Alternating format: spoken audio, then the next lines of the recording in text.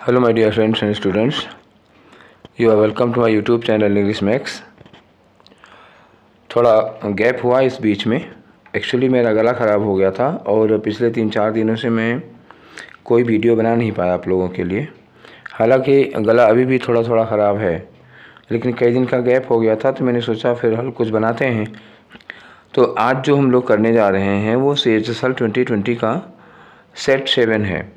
ठीक है, ये है CHSL 2020 का सेट 7 जिसमें 25 क्वेश्चन हैं प्री के, वो हम लोग करने चल रहे हैं। और इस बीच में कुछ आप लोगों को वो कैब के मिलते रहे हैं और उम्मीद है कि आप लोगों ने वो सब देखा ज़रूर होगा। और इस वाले सेट को करने के पहले आप PDF देख लीजिए, PDF कर लीजिए, PDF करने के बाद ही इसको करिएगा।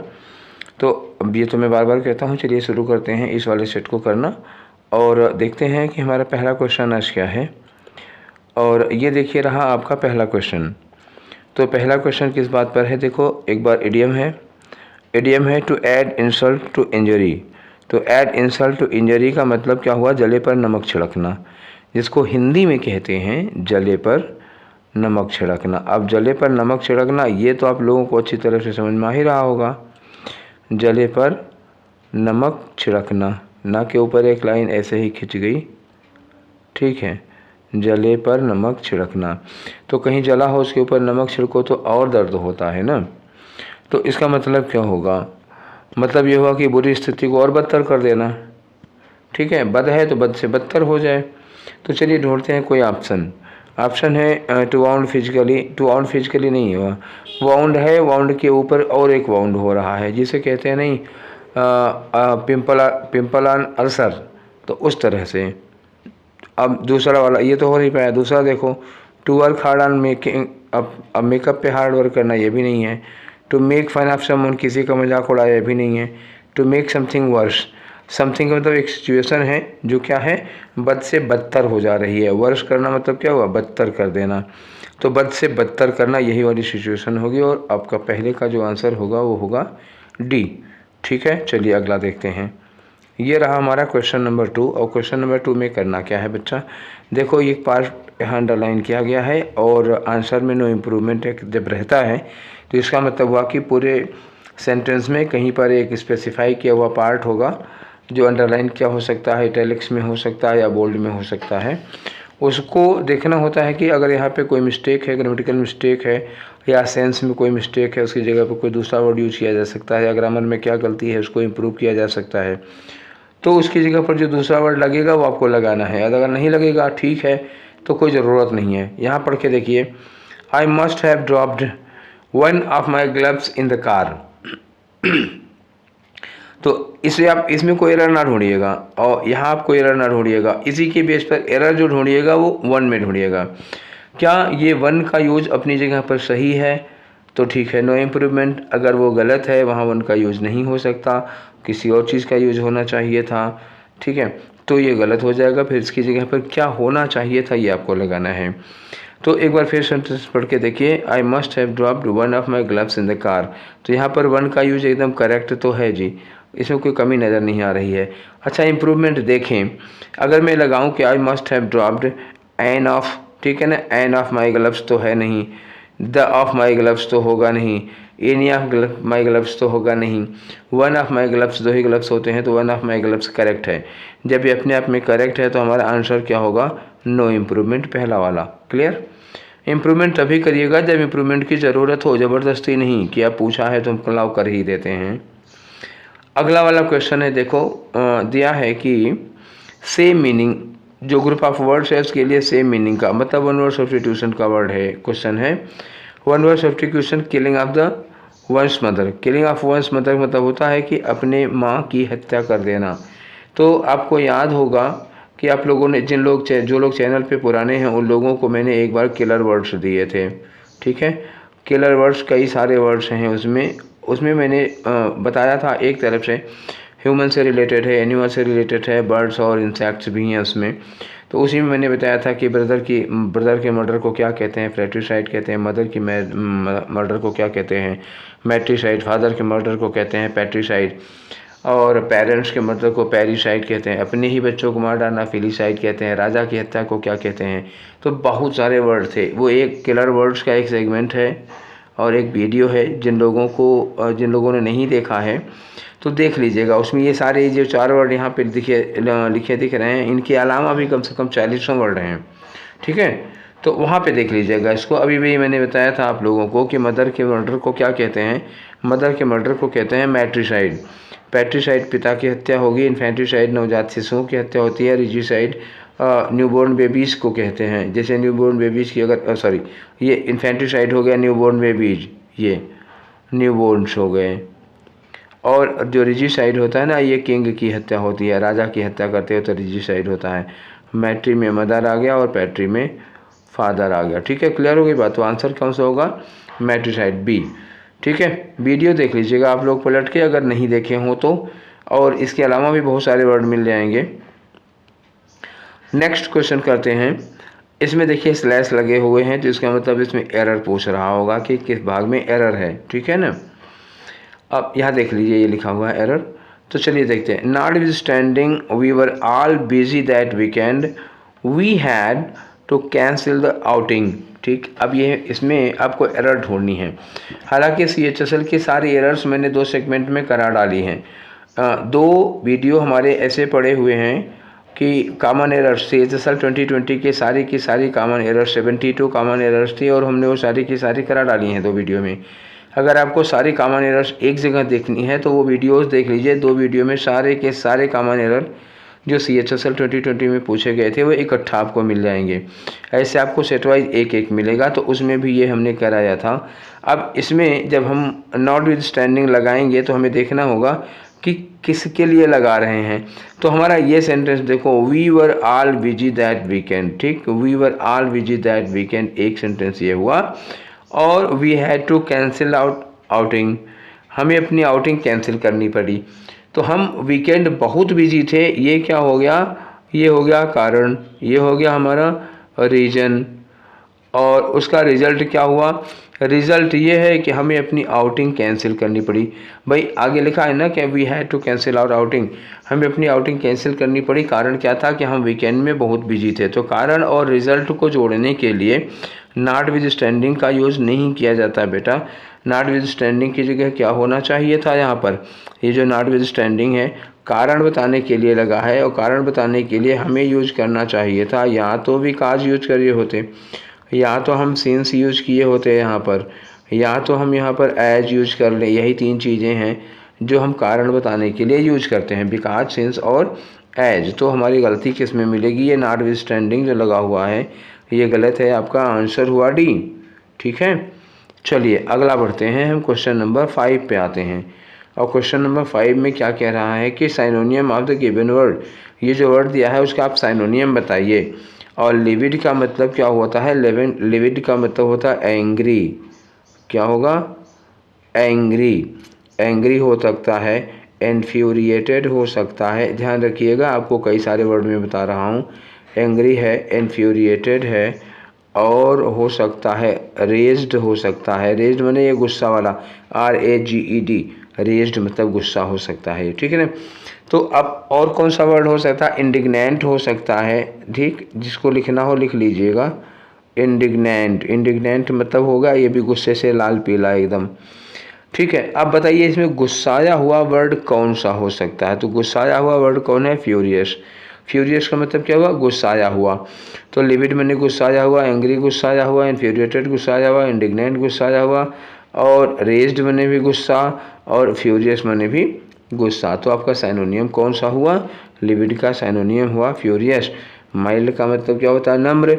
और टिमिड का मतलब कायर डरपोक होता है। और लाइवली का मतलब क्या होता है? सजीव, फुल ऑफ लाइफ, जो बहुत खुशमिजाज और फुल ऑफ लाइफ होता है उसको कहते हैं, ठीक है। नेक्स्ट क्वेश्चन में आ जाओ। ये रहा हमारा क्वेश्चन नंबर 6। क्या कह रहा है क्वेश्चन नंबर 6 में? देखो ये खाली जगह भरने को है। दिस पार्ट ऑफ सी, समुद्र का ये हिस्सा, डैश विद शार्क्स। आपको जो भी फिलर यूज करना है तो ऐसा यूज करना है जिसके साथ यूज होता हो विद, ठीक है ना। और सेंस कौन सा है यहाँ पर? सेंस है फुल ऑफ का, से भरा हुआ। समुद्र का ये हिस्सा शार्क मछलियों से भरा हुआ है। तो फुल ऑफ के सेंस में हमें लगाना है ऐसा वर्ड जिसके साथ विद आता हो। तो सफिसेस का मतलब होता है भरा हुआ, लेकिन इसके साथ विद नहीं लगता। ठीक, क्राउड्स का यहाँ सेंस नहीं है। एक्सपेंड्स भी तो लगता है लेकिन इसके साथ विद नहीं लगता। टीम ऐसा है जिसके साथ भी विद लगता है। ठीक, ये टीम देखिएगा स्पेलिंग थोड़ी डिफरेंस है, वो क्रिकेट वाली टीम नहीं है। तो टीम विद एक वर्ड होता है, एक फ्रेज है। टीम विद का मतलब होता है फुल ऑफ। देखो हर बार फुल की स्पेलिंग गलत हो जाती है मेरी, अब फिर से लिखना पड़ेगा इसको। टीम विद का मतलब हुआ फुल ऑफ, ठीक है ना, से भरा हुआ। या तो फुल ऑफ लगाइए या तो टीम विद लगाइए। तो ये विद केवल इसी एक के साथ फिट हो सकता था, डी वाले के साथ में, इसलिए यही 6 का आंसर कौन सा होगा, डी वाला होगा, और किसी के साथ विद लगेगा नहीं। ठीक है, अगला आ जाओ मिस स्पेल्ट वर्ड बताओ। तो पहला जो दिख रहा है हमको अराइवल, हमको तो यहीं पे गलती नज़र आ गई, आप लोगों को न जाने आई थी या नहीं आई थी नज़र।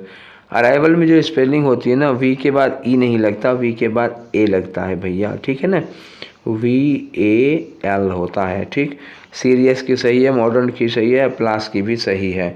मीनिंग जनरल वर्ड है, बताने की कोई ज़रूरत नहीं, जानते होंगे। अगला वर्ड है लैविश, क्या बताना है इसका, एंटोनियम बताना है, एंटोनियम। तो लैविश का मतलब क्या होता है, आपको हिंदी में एक वर्ड बताऊं, लैविश का मतलब होता है लुटाऊं। तो लुटाऊं आप समझ रहे हैं ना, लुटाऊं कौन आदमी होता है, लुटाऊं का मतलब जो फिजूल खर्ची बहुत करता है। तो आप इसके लिए और वर्ड लगा सकते हैं, लैविश लगा सकते हैं, एक्स्ट्रावेजेंट लगा सकते हैं। एक वर्ड आता होगा, आपने बहुत पढ़ा होगा, SSC में पूछा भी बहुत जाता है, एक्स्ट्रावेगेंट। एक्स्ट्रावेगेंट मतलब फिजूल खर्च करने वाला। और एक वर्ड होता है लग्जरियस, ये भी होता है बहुत ज़्यादा फिजूल खर्च करने वाला। तो लैविश, लग्जरियंट, एक्स्ट्रावेजेंट, स्पेंड थ्रिफ्ट एक वर्ड आता है, स्पेंड थ्रिफ्ट, ठीक है ना, ये भी बहुत ज़्यादा पूछा जाता है SSC में। ये सब फिजूल खर्च करने वाले अभी तक वर्ड जो मिले एक बार फिर से देख लो, lavish, luxurious, extravagant, spendthrift, ये सब फिजूल खर्च करने वाले हैं। अब आ जाओ एक्सेसिव का मतलब बहुत ज़्यादा हो गया। फ्रूगल का मतलब होता है बहुत बचा बचा के खर्च करने वाला, ये होगा मितव्ययी। मितव्ययी अगर हिंदी कठिन लग रही हो तो आप ये समझ लो, मितव्ययी का मतलब होता है कंजूस नहीं होता, पैसा बचा के खर्च करता है, मतलब फिजूल खर्ची नहीं करता। जहाँ 15 रुपये का काम है वहाँ 12 रुपये में कर लेगा, थोड़ी समझदारी दिखाएगा तो 15 रुपये काम 12 रुपये में कर लेगा। ऐसा नहीं है कि वो पैसा बचाने के लिए भूख लगी है तो खाएगा नहीं, ठीक है, बस फिजूल खर्ची नहीं करता। तो फ्रूगल जो होता है वो समझदार बहुत होता है, बहुत बचा बचा के खर्च करता है। और लैविश जो होता है वो लुटाऊं टाइप का होता है, फिजूल खर्च करता है। ठीक है, अभी गला ठीक हुआ नहीं है मेरा पूरी, और बिरह रह के खांसी आ जा रही है, फिर भी मैं ये डिस्कशन करा दूंगा आप लोगों का। तो अब समझ में आ गया आपका आंसर क्या होगा, एक बार फिर लैविश का आंसर जो होगा वो क्या होगा, ये होगा फ्रूगल। ठीक है, चलो नेक्स्ट क्वेश्चन की ओर बढ़ते हैं, और ये रहा हमारा क्वेश्चन नंबर 9। ये क्वेश्चन कह रहा है कि स्मॉल डेजर्ट एनिमल्स, जो छोटे छोटे डेजर्ट एनिमल्स होते हैं, ब्यूरो, ब्यूरो का मतलब होता है ज़मीन के अंदर बिल खोदना, ब्यूरो अंडरग्राउंड। तो मतलब क्या हुआ कि दिन के समय ज़मीन के नीचे रहते हैं। जो छोटे छोटे डेजर्ट एनिमल्स होते हैं रेगिस्तान वाले, वो ज़मीन के नीचे बिल में रहते हैं। Across the day, across the day, and come out only at night, रात में बाहर निकलते हैं। तो अक्रॉस द डे, यहाँ हमारा सेंस क्या है, अक्रॉस द डे, ये हमारा सेंस है दिन भर के लिए, ठीक है ना, दिन भर के लिए या दिन के समय, ये हमारा कहने का सेंस है कि डेजर्ट के जो छोटे एनिमल्स होते हैं वो दिन के समय ज़मीन के अंदर बिल में रहते हैं। तो दिन के समय के लिए हमें क्या, अक्रॉस द डे तो दिन के समय नहीं लगेगा, विद इन द डे ये भी नहीं होगा, नो सब्स्टिट्यूशन होगा नहीं क्योंकि ये गलत है, बिटवीन द डे नहीं होगा बल्कि ड्यूरिंग द डे होगा। ड्यूरिंग का मतलब होता है के दौरान, तो ये आपका ड्यूरिंग वाला ऑप्शन सही होगा इसमें। आ जाओ क्वेश्चन नंबर 10 पे आ गए। क्या कह रहा है क्वेश्चन नंबर 10 आपका, एक कह रहे हैं अंडरलाइन इडियम है। अंडरलाइन इडियम को आप बताना है गिवन सेंटेंस में। अंडरलाइन इडियम देखो इसमें किया नहीं, अंडरलाइन मैं कर दे रहा हूँ, विदाउट राइम और रीज़न। ठीक है, ये भी मैंने ही बनाया था तो वो भूल से इसको अंडरलाइन नहीं कर पाया हूँ, तो अब कर दे रहा हूँ ना, विदाउट राइम और रीज़न। अब आप क्वेश्चन पढ़ लीजिए। तो लिखा है कि he is very impulsive and does things, वो बहुत इम्पल्सिव है, बहुत जल्दबाज है, और डज थिंग्स मतलब और जो काम करता है ना विदाउट राइम और रीज़न करता है। ठीक, तो जो जल्दबाज होगा विदाउट राइम और रीज़न करेगा, मतलब कि वह बिना कारण बताए बिना एक्सप्लेनेशन के करेगा। तो विदाउट एनीवन्स हेल्प तो होगा नहीं, विदाउट अ रीजनेबल एक्सप्लेनेशन ये होगा, विदाउट प्रॉपर प्लानिंग नहीं होगा, विदाउट एनी रिसोर्सेज नहीं होगा। ठीक है, इसका जो आंसर होगा विदाउट अ रीजनेबल एक्सप्लेनेशन। ठीक है, चलो नेक्स्ट पे चलते हैं। क्वेश्चन नंबर 11, ये रहा क्वेश्चन नंबर 11। तो क्वेश्चन नंबर 11 में करना क्या है आपको आर्डर में करना है सेंटेंसेस को। तो ठीक है, थोड़ा और ऊपर ले लेते हैं इसको। अब आपको पूरा पूरा दिख रहा होगा, यहाँ से ले लेता हूँ। ठीक है, अब ऑप्शन भी ठीक ठीक दिख रहा होगा और पूरा ये भी दिख रहा होगा। फॉन्ट थोड़ा छोटा करना पड़ा। चलिए, द नेक्स्ट लिखा है, देखिएगा नेक्स्ट लिखा। नेक्स्ट का मतलब ये स्टार्टिंग नहीं हो सकती बेटा किसी भी कीमत पर, आप समझ रहे हैं ना। नेक्स्ट लिखा है तो ये स्टार्टिंग नहीं हो सकता है, और यहाँ फाइनली लिखा है तो ये लास्ट में आएगा। द फर्स्ट यहाँ लिखा है और बिगिन बाय यहाँ लिखा हुआ है। ठीक है, तो हमको शुरुआत कहाँ मिलेगी? शुरुआत कहाँ मिलेगी? हमारी सी में मिलेगी। ठीक है ना, तो इसकी जो शुरुआत है वो सी से हो रही है। क्यों हो रही है?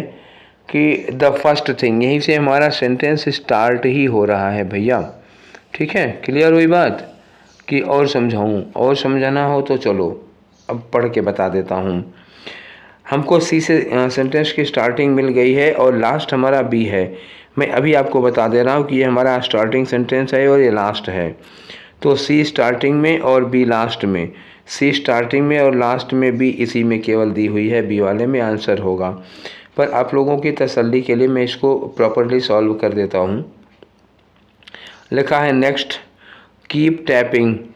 ठीक, keep tapping the pot on all sides and at the bottom until the plant loosens. ठीक है, समझ में आया? कि इसके साथ में आप क्या करेंगे, पॉट को टैप करेंगे, मतलब धीरे धीरे ठोकना शुरू करेंगे। कहाँ से? पॉट को सारे साइड से ठोकते रहिए और बॉटम पे ठोकते रहिए, ताकि प्लांट जो है वो पॉट को गमले को छोड़ दे।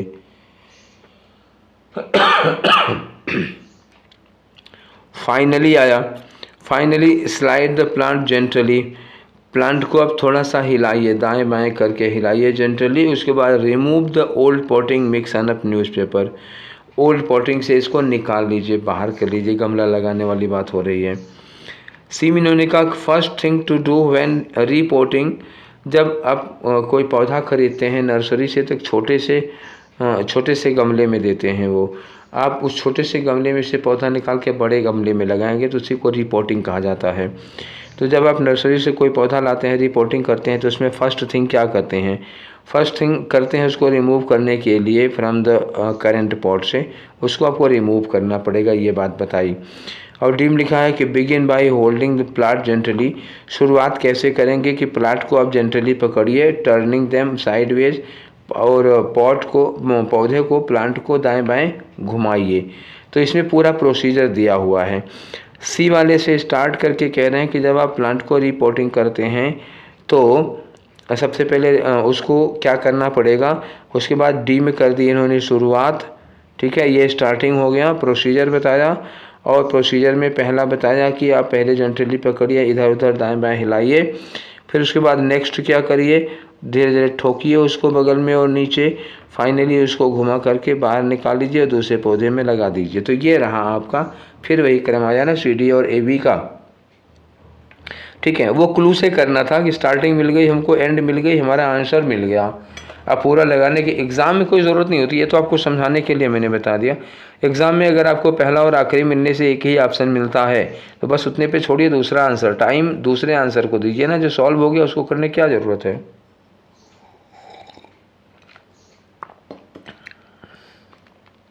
Next question number 12। Question number 12 क्या कह रहा है, इनडायरेक्ट फॉर्म बतानी है आपको। इनडायरेक्ट में मैंने आप लोगों को बताया था क्या, सबसे पहले आप रिपोर्टिंग वर्ब देख लीजिए। यहाँ लिखा आई लव बॉलीवुड म्यूजिक, किसी ने कहा कि मुझे बॉलीवुड म्यूजिक बहुत पसंद है। दीपू सेड टू रीना, सबसे पहले सेड टू को चेंज कर लो, ये अफर्मेटिव सेंटेंस है। कैसा, अफर्मेटिव कहो या असर्टिव कहो, ये असर्टिव सेंटेंस है, सेड की जगह टोल्ड होगा। तो दीपू टोल्ड रीना, यहाँ पे टोल्ड लगा हुआ है, ठीक है, ये तो सही है। सेज टू रीना, अब आप ये बात बताइए कि सेड का सेज कैसे हो जाता है, कैसे हो सकेगा, फिर दिखा रहा हूँ, ये देखिए सेड ही लिखा हुआ है। सेड पास्ट में है तो उसका सेज तो नहीं हो सकता ना, और हैड टोल्ड कहाँ से चला जाएगा, सवाल ही नहीं होता। और विल से फ्यूचर में क्यों ले जाएंगे भाई, पास्ट इंडिफिनिट है, पास्ट इंडिफिनिट में रहेगा, एक ही ऑप्शन है, ठीक है। ज़्यादा देखना ही पड़ा ना, मतलब खाली एक सेड और टोल्ड से ही आपका आंसर मिल गया। आप और आगे मिलाना चाहते हैं तो मिला लीजिए। कनेक्टिंग के लिए दैट लगा हुआ है, और ये जो लव लिखा है आई लव, आई की जगह ही लिखा हुआ है, लव की जगह लव लिखा, करेक्ट है पूरा का पूरा, ठीक है, समझ में आ गया। ठीक, आगे बढ़ते हैं। आपका क्वेश्चन नंबर 13, और ये 13 क्या कह रहा है, शायद पैसिव वॉइस का क्वेश्चन है। ये देखिए पैसिव फॉर्म में चेंज करना है, क्या चेंज करना, ही ड्रॉप द कार, और हमें आगे लेना देना नहीं है। ही हमारा सब्जेक्ट हो गया, ड्रॉप हमारी वर्ब हो गई, कार हमारा ऑब्जेक्ट हो गया, ठीक है, इतने से लेना देना है। ही ड्रॉप द कार। अब ड्रॉप जो है क्या है, वर्ब की सेकेंड फॉर्म है। ये ड्रॉप जो है क्या है, ड्रॉप वर्ब की सेकेंड फॉर्म है। इसके बदले में हमें क्या चाहिए, हमें चाहिए वाज वर्ब के साथ थर्ड फॉर्म, ठीक है ना। और ऑब्जेक्ट क्या है हमारा, कार है, तो कार के लिए वाज लगेगा, जाहिर सी बात है। तो वाज के साथ थर्ड फॉर्म ढूंढो जिसमें होगा वही है। वाज ड्राइवन ये दिया, इज़ बीइंग ड्राइवन गलत होगा, इज़ ड्राइवन गलत होगा, हैज़ बीन ड्राइवन गलत होगा, ख़त्म कहानी। केवल वाज ड्राइवन एक ही है जो सही होगा, आंसर ए हुआ, ठीक है। आगे बढ़िए, 13 क्वेश्चन कर चुके हैं। ये रहा question number 14, incorrectly spelled. Incorrect spelling बतानी है आपको। एक है इनिशिएट, तो ठीक है, मेडिटेट भी सही है। टिटिलेट, इसकी स्पेलिंग गलत है, अग्रावेट की भी सही है। तो टिटिलेट की स्पेलिंग क्या होनी चाहिए भाई, एल डबल हो जाएगा, ठीक है ना। जो टिटिलेट की स्पेलिंग है उसमें एल डबल हो जाएगा, इसका मतलब क्या हो जाता है, स्पेलिंग देखिए इसका, TITI डबल LATE। टिटिलेट का मतलब होता है सहलाना, प्यार से किसी बच्चे का सिर पे आप हाथ फेर रहे हैं तो वो होता है सिर सहलाना, प्यार से सहला दिया, ठीक है। अब आ जाओ 15 नंबर पे। क्वेश्चन नंबर 15 क्या कह रहा है, वन वर्ड सब्स्टिट्यूशन देना है आपको। One word substitution, a period of 2 weeks. 2 सप्ताह के समय को क्या कहा जाता है। अच्छा, टाइम को लेकर के भी एक मैं सोच रहा हूँ वन वर्ड सब्स्टिट्यूशन का एक वीडियो बना देता हूँ आप लोगों को, वन वर्ड सब्स्टिट्यूशन के लिए, जिसमें टाइम से रिलेटेड बहुत सारी चीज़ें होंगी, ठीक है। जैसे यही वाला हो गया, फोर्टनाइट होता है 15 दिन का टाइम, 2 सप्ताह। आप लोग बहुत अच्छा, जितने भी लोग हैं सब लोग इंडिया के ही हैं, और हिंदी में आप लोगों ने उसका पखवाड़ा सुना होगा, कृष्ण पक्ष शुक्ल पक्ष, हिंदी का जो महीना होता है उसमें 15-15 दिन का क्या होता है, 14 से 15 दिन का, और 14 से 15 दिन का होता है कृष्ण पक्ष और शुक्ल पक्ष, ठीक है। कृष्ण पक्ष जब अंधेरी रात होती है तब होता है, और शुक्ल पक्ष होता है जब उजाली रात होती है, चांदनी रात होती है, उसको कहते हैं, ठीक है, कृष्ण पक्ष और शुक्ल पक्ष। तो यही जो 14-14 दिन का, 15-15 दिन का कृष्ण पक्ष शुक्ल पक्ष होता है, उसको अंग्रेजी में कहा जाता है फोर्टनाइट, ठीक है, FORTNIGST फोर्टनाइट, इसी को कहते हैं पक्ष। अब वो वाला पक्ष मत समझ लीजिएगा, ये हिंदी महीने में जो कृष्ण पक्ष शुक्ल पक्ष होता है उसको कहते हैं, ठीक है, फोर्टनाइट कहते हैं इसको। और जो वर्ड्स हैं उसकी मीनिंग बता दे रहा हूँ। फोर्टनाइट होता है 14-15 दिन का टाइम। सेंचुरी क्या होता है, 100 साल का समय होता है। डिकेड क्या होता है, 10 साल का समय होता है। मंथ 30 दिन का समय होता है। इसी में एक वर्ड और आता है, पता है आपको, स्कोर आता है। स्कोर होता है 20 ईयर्स के टाइम को, ठीक है, 20 साल के समय को स्कोर कहा जाता है। 15 दिन के टाइम को फोर्टनाइट कहा जाता है। आपका आंसर हुआ ए, ठीक है। आगे बढ़ें क्वेश्चन नंबर 16 पर। Once more the question belongs to filler, it is dash to see so many of our fellow Indian have the migrants there in their struggle to go home. तो हमारे जो Indians हैं, हमारे जो लोग हैं, fellow Indians हैं, वो दूसरे माइग्रेंट्स को घर जाने में, उनके स्ट्रगल में मदद कर रहे हैं। ऐसा देख कर के आपको क्या लगेगा बताइए? कोई किसी की मदद कर रहा है तो ऐसा देख के आपको कैसा लगेगा? तो एनकरेजिंग फील होना चाहिए ना, अच्छा लगेगा, एनकरेजिंग, उत्साह मिलेगा। तो ऐसा फील करने वाला कौन सा वर्ड है? शेवरिंग का मतलब होता है रक्षक, ठीक है ना, रक्षा करना। लेकिन यहाँ रक्षा करना, फीलिंग लगानी है ना आपको। इट इज़ डैश टू सी, तो यहाँ फीलिंग लगानी है। कार्य तो यहाँ लिखा हुआ है, वो उनको हेल्प कर रहे हैं। यहाँ फीलिंग लगानी है, जो आपकी खाली जगह है वो फीलिंग से रिलेटेड है। कैसा महसूस हो रहा है? सेवरिंग नहीं महसूस होगा, रीयूनाइटिंग भी नहीं महसूस होगा, रिलिशिंग भी महसूस नहीं होगा। महसूस क्या होगा? हर्टनिंग। हर्टनिंग का मतलब क्या हुआ? एनकरेजिंग महसूस होगा आपको, ठीक है। रिलिशिंग का मतलब जानते हैं क्या? आनंद उठाने वाला, एंजॉय करने वाला। और हर्टनिंग का मतलब होता है एनकरेजिंग, उत्साहित करने वाला, ठीक है ना।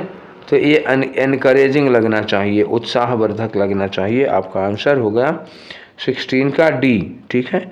आ जाओ 17 पे। फिर एक बार जम्बल्ड ऑर्डर है, ठीक। जम्बल्ड ऑर्डर में हम लोग सीधे अपने सेंटेंस को ले लेते हैं। ये रहा, यहाँ पर सेट कर देता हूँ। अब यहाँ देखिए देन ही, ठीक है। पहले आप मेरी ट्रिक पहले देखिए, देन लगा हुआ, देन स्टार्टिंग नहीं होगा, यहाँ ही लगा हुआ है।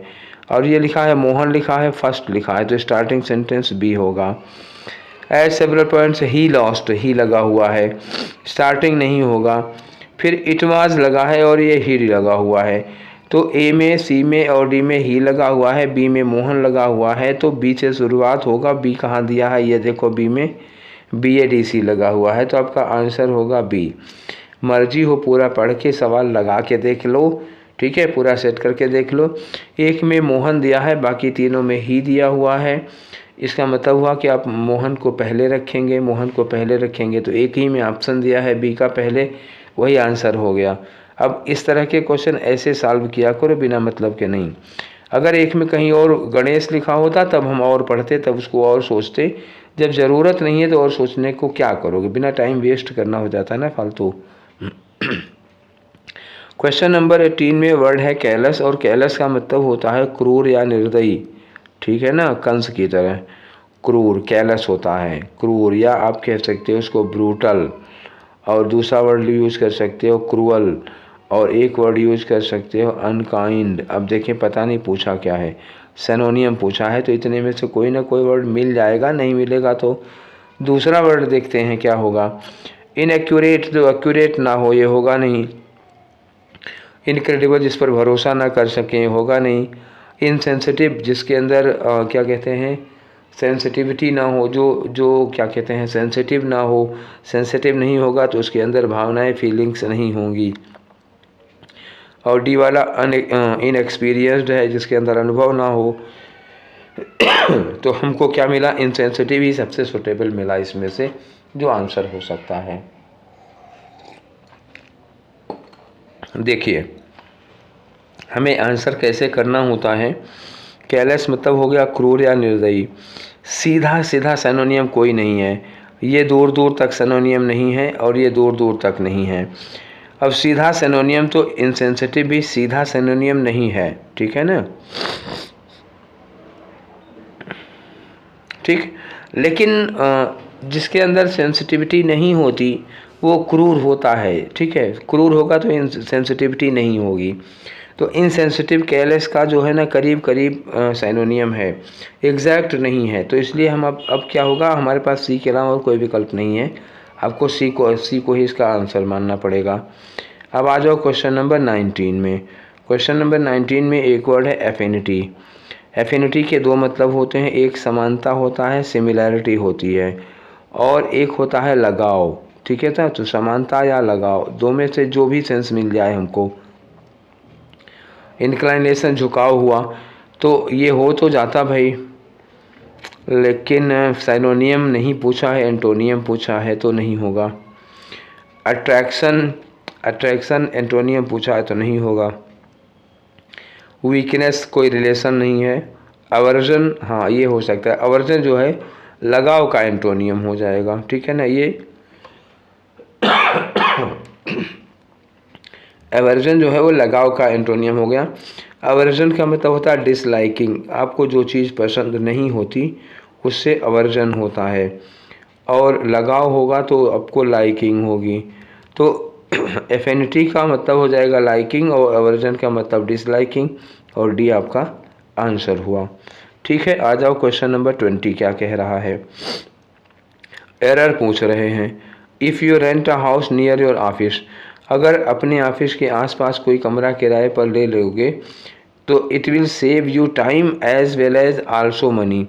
अच्छा बच्चा, जब एज वेल एज लिखा हुआ है तो आल्सो लगाने की क्या ज़रूरत है, दोनों तो एक ही सेंस में आ रहे हैं। तो एज वेल एज के साथ आल्सो नहीं लगेगा। आपका आंसर कौन सा हुआ, देखो ये बी वाले पार्ट में गलती है, ठीक है। अब इसके बाद है आपका क्लोज टेस्ट। तो क्लोज टेस्ट में हम पहले क्लोज टेस्ट पढ़ लेते हैं, फिर एक एक करके करते चलेंगे, ठीक है। तो सबसे पहले क्लोज टेस्ट पढ़ के देखते हैं किस बारे में है। In the kingdom of fools, मूर्खों की एक राजधानी थी, उसमें both the king and ministers were complete fool. तो किंगडम ऑफ फूल में जो किंग था वो भी कंप्लीट फूल था, जो मिनिस्टर्स थे वो भी। तो फिर समझ लो वही अंधेर नगरी चौपट राजा वाला हाल होगा, सारे ऊट पटांग नियम बनेंगे। आगे क्या हुआ, they did not want to do things, कोई काम करना नहीं चाहता था, ठीक है। डैश अदर किंगडम्स, तो मतलब वो दूसरे किंगडम्स जो अगल बगल के किंगडम थे उन किंगडम्स के जैसा कोई काम ये करना नहीं चाहते थे, इसे कुछ अलग करना चाहते थे, उनसे उनके जैसा नहीं, उनसे हट के करना चाहते थे। इसलिए दे डिसाइडेड टू, इसलिए इन लोगों ने डिसाइड किया कि नाइट इनटू डे और डे इनटू नाइट, मतलब रात का काम दिन को किया जाए, दिन का काम रात को किया जाए। ठीक है। दे डैश दैट, इन लोगों ने ये किया कि everyone should wake at night, हर आदमी रात भर जागेगा और दिन भर अपना नहीं, हर आदमी रात भर जागेगा, हाँ, और दिन भर सोएगा, रात में ही सारे काम करेगा। अब लो महान राजा की करतूत। तो यहाँ क्या होगा, डिक्लेयर किया होगा, दे डिक्लेयर्ड या अनाउंस कुछ ऐसा किया होगा कि everyone should be awake at night, हर आदमी रात भर जागेगा। डैश देयर लैंड्स, अपने खेतों को क्या करेगा, अब यहाँ खेती करने का वर्ड आएगा, खेतों की जुताई निराई गुड़ाई ये सब कुछ होगा, सिंचाई विचाई। और रन देयर डैश, और डैश यहाँ रन देयर डैश मतलब यहाँ बिजनेस दुकान उकान चलाएगा, कब, रात में और आफ्टर डार्क, ठीक है। और go to bed as soon as the sun came up, और जैसे ही सूरज निकलता है वैसे सोने चले जाएंगे सब। लियो भैया महान राजा की करतूत, अब करो। सबसे पहले वाले में क्या होगा यहाँ पर कि मूर्खों की किंगडम है, वो अपने पड़ोसी राज्यों से कुछ हट के कुछ अलग करना चाहते थे। तो 21 में ये क्या करेंगे बताओ ज़रा। 21 में कह रहे हैं मतलब पड़ोसियों जैसा नहीं करना चाहते थे, तो यहाँ क्या लगाना होगा, लाइक। ये लिखा दे डू, लिखा ना, they did not want to do things like other kingdoms, वो दूसरे किंगडम्स के जैसा कुछ नहीं करना चाहते थे, इसलिए 21 में क्या लगा दिया, लाइक लगा दिया। अब 22 में क्या कह रहे हैं, 22 में कह रहे हैं कि इसलिए डिसाइड किया to dash night into day, रात को दिन में बदल दिया, दिन को रात में बदल दिया जाए। तो टू डैश, अब क्या लगाओगे 22 में, हमको लग रहा है सी लगाया जाए, क्योंकि रात को दिन में चेंज कर दिया जाए और दिन को रात में चेंज कर दिया जाए, चेंज ही तो ये लोग कर रहे हैं, तो चेंज वाला ज़्यादा सूटेबल होगा। ठीक है, अगला आ जाओ 23 पे, फिर गला दर्द करने लगा। हाँ ठीक है, आ जाओ 23 पे। 23 क्या कह रहा है भाई, रात दिन में रात में बदल गया, और डेज दैट, इन्होंने मतलब कोई अनाउंसमेंट वगैरह करवाया होगा कि हर आदमी रात भर जागेगा और दिन भर सोएगा। तो क्या किया होगा, इन्होंने दैट लगाया है। तो 23 में क्या लगाएं, आर्डर्ड दैट, इन्होंने आर्डर दिया होगा लोग जनता को अपनी, तो आर्डर्ड हो गया, ठीक है। तो 23 में आर्डर्ड हो गया। चलो आगे बढ़ते हैं। 24 में क्या किया इन्होंने कि खेतों में क्या काम, खेतों के लिए लगाना है बच्चा वर्ड, देखो डैश देयर लैंड्स, तो खेतों को हम क्या करेंगे, जोतेंगे और क्या करेंगे, सो लगाएं या टिल लगाएं। कट और डिग तो लगाएंगे नहीं, तो 24 में होगा क्या, टिल होगा, ठीक है ना। ठीक, 24 में क्या होगा, टिल देयर, ये हो जाएगा, मतलब जुताई करने वाला है तो जोतने के लिए टिल यूज किया जाता है, तो ये हो गया टिल। चलो 25 में आ जाओ। अब 25 में क्या करना होगा बच्चा, देखो 25 में क्या करना है, यहाँ पे लगाया है कि रन देयर डैश, वो क्या कहते हैं, रात में अपना वो रन करेंगे। क्या रन करेंगे, अब क्या रन किया जाता है, बिजनेस रन किया जाता है, कैरियर रन किया जाता है, लाइवलीहुड रन किया जाता है, एम्प्लॉयमेंट, तो बिजनेस रन किया जाता है। तो 25वें में क्या हो गया, ए हो गया, ठीक है। ओह, चलो इतनी ही देर पढ़ाने में, धीरे धीरे, आज बहुत धीरे धीरे बोल रहा था तब भी गले में दर्द होने लगी है। ठीक है, चलो बहुत ज़्यादातर देर तक नहीं बोलेंगे। अब ऐसे ही धीरे धीरे पढ़ा के, मतलब डेली कोई ना कोई डिस्कशन आप लोगों को मिलता रहेगा। उधर बीच में ज़्यादा गला ख़राब था तो नहीं बना पाए थे। अब हम लोग ठीक है, आज का ये क्लास यहीं ख़त्म करते हैं, फिर मिलेंगे हम लोग नेक्स्ट वाले सेशन में। Till then take care, thank you.